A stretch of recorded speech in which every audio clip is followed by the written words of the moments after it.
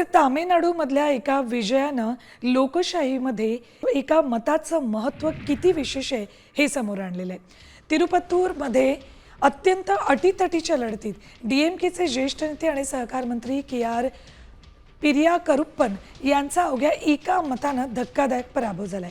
TVKचे श्रीनिवास सेतुपती यांनी या थरारक सामन्यात बाजी मारली आहे.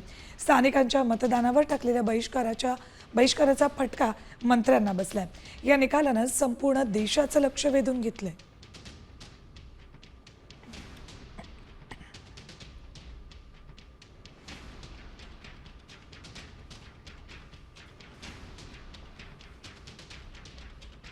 बघा, TVKच्या उमेदवाराचा एका मतानं विजय झालाय.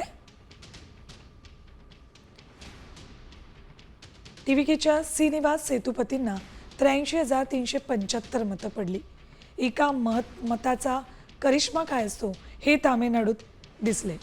DMKच्या KR पिरियाकरुप्पन यांना 83,374 मतं पडली. पिरियाकरुप्पन यांची सलग 5व्यांदा आमदारकीची संधी हुकली आहे.